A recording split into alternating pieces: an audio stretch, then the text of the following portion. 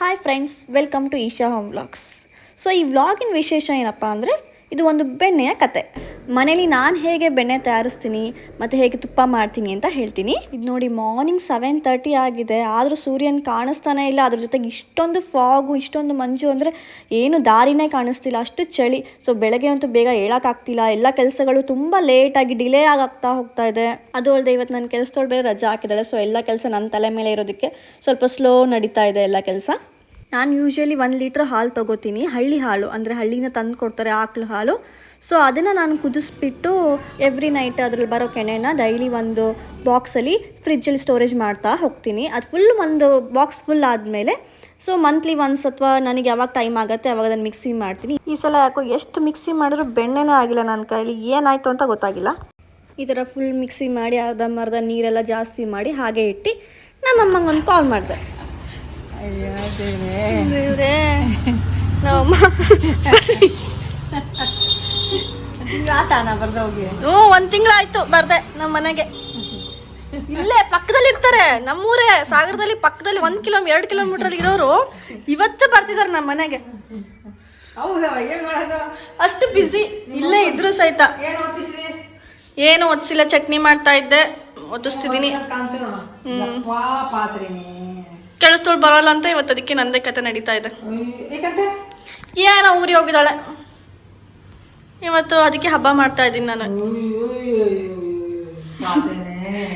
ಅಡ್ಗೆ ಮಾಡ್ತಾ ಇದ್ದೀನಿ, ರಾಗಿ ದೋಸೆ, ಚಟ್ನಿ ಎಲ್ಲ ಅದ್ರದ್ದೆಲ್ಲ ಮಿಕ್ಸಿ ನೋಡಿ, ಎಲ್ಲ ಮಿಕ್ಸಿ ಜಾರ್ಗಳೇ ಇದಾವೆ.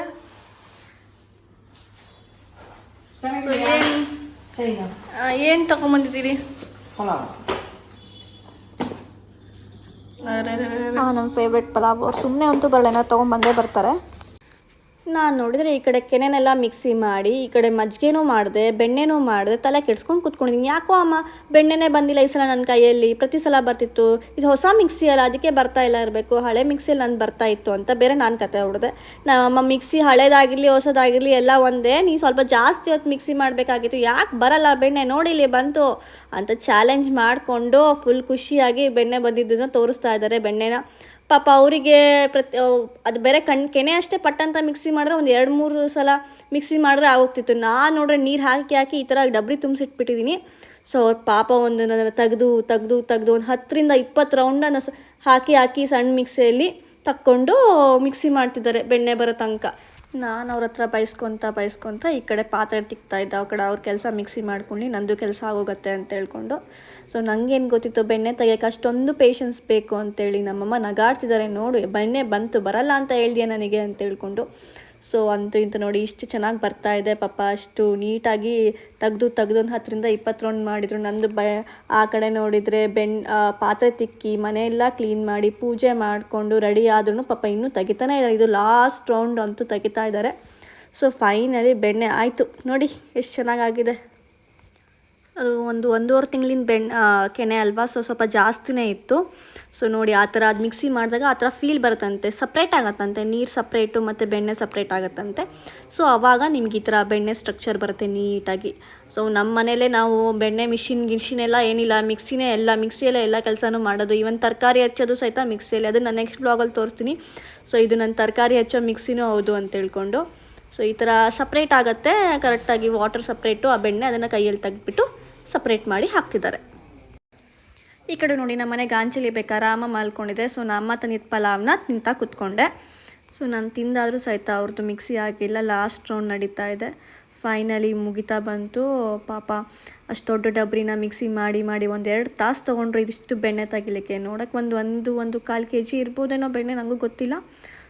ಸೊ ಫೈನಲಿ ನಾನು ನಮ್ಮಮ್ಮ ಸೇರ್ಕೊಂಡು ಬೆಣ್ಣೆ ತೆಗ್ದ್ವಿ. ಸಾರಿ ನಮ್ಮಮ್ಮ ಬಂದು ಬೆಣ್ಣೆ ತೆಗೆದುಕೊಟ್ಟು ನನಗೆ. ಇದು ನಮ್ಮಮ್ಮಂದು ಮತ್ತೆ ನಂದು ಸೇರಿ ಆಗಿರೋ ಬೆಣ್ಣೆ ಕತೆ. ತಿಂಗಳಿಂದ ಇತ್ತು ಪಾಪ ಬೆಣ್ಣೆ ಆಗಬೇಕು ಅಂತ. 1 ತಿಂಗಳಾದ್ಮೇಲೆ ಬಂದು ಬೆಣ್ಣೆ ಮಾಡಿಕೊಟ್ರು.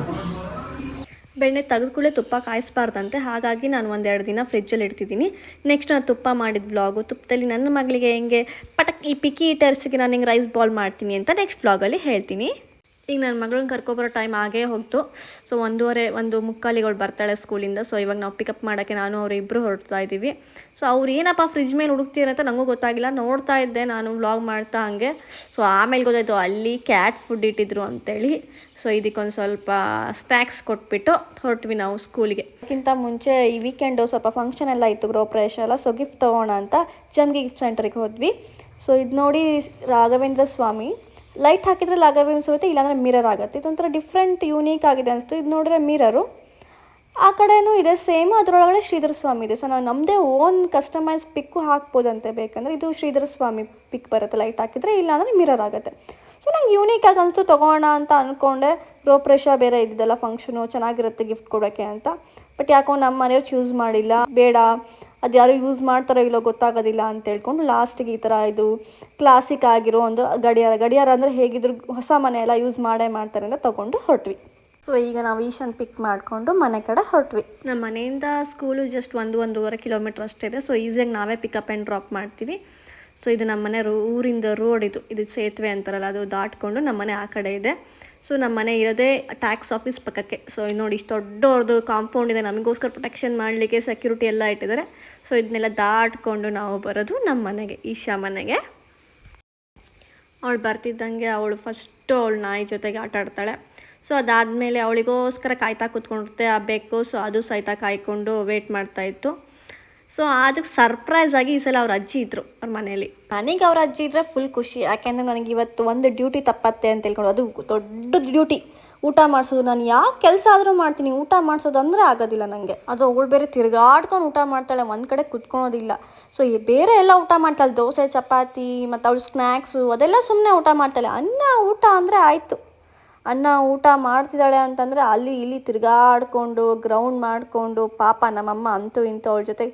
ನಮ್ಮಮ್ಮಂಗಾದರೆ ತುಂಬ ಇಷ್ಟ, ಅವ್ರು ಈಸಿಯಾಗಿ ಮಾಡಿಬಿಡ್ತಾರೆ. ನನಗಾದರೆ 2 ತಾಸು ಹಿಡಿಯುತ್ತೆ ಒಂದು ಊಟ ಮಾಡ್ಸೋಕ್ಕೆ, ಇವ್ರು ಒಂದು ಅರ್ಧ ಗಂಟೆ 20 ನಿಮಿಷದಲ್ಲಿ ಊಟ ಮಾಡಿಸ್ಬಿಡ್ತಾರೆ. ಸೊ ನನಗೆ ಅದೊಂದು ರಿಲೀಫ್. ಈ ಸಲ ನಮ್ಮಮ್ಮ ಬಂದಿದ್ದಾರೆ ಅಥವಾ ನಾನು ನಮ್ಮಮ್ಮನ ಮನೆ ಹೋದರೆ ಬಿಟ್ಕೊಟ್ಬಿಡೋದು, ಮಮ್ಮಿ ನಿಂದೆ ಊಟ ಮಾಡಿಸೋದು, ನನಗಂತೂ ಆಗಲ್ಲ, ಸಾಕಾಗಿದೆ ಇವ್ಳ ಕೈಯಲ್ಲಿ ಅಂತ ಹೇಳ್ಕೊಂಡು. ಆ ಕಡೆ ಊಟ ಮಾಡ್ತಿದ್ರೆ ನಮ್ಮಮ್ಮಂಗೋಸ್ಕರ ಸ್ವೀಟ್ ಪೊಟ್ಯಾಟೊ ಗೆಣಸಿರುತ್ತಲ್ಲ, ಅದನ್ನ ಮಮ್ಮಿ ಈ ಸಲ ನಾನು ಸುಟ್ಟುಬಿಟ್ಟು ಕೊಡ್ತೀನಿ, ಸುಡೋಕೆ ಇಲ್ಲಿ ಏನಿದೆ, ಒಲೆ ಇದೆಯಾ ಏನಿದೆ ಅಂತ ಕೇಳಿದ್ರು.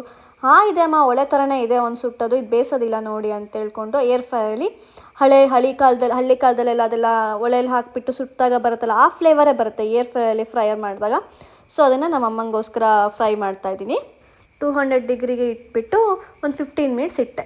ಸೊ ಇವಾಗ ತಾನಾಗೆ ಆಗುತ್ತೆ. ಅಷ್ಟರೊಳಗಡೆ ನಮ್ಮ ಅಮ್ಮಂಗೆ ರಾಗಿ ದೋಸೆ, ನಾನು ಮಾಡಿದ್ದೆ ರಾಗಿ ದೋಸೆ ಟೊಮೆಟೊ ಚಟ್ನಿ, ಸೊ ಅದನ್ನ ಹಾಕ್ತಾಯಿದ್ದೀನಿ.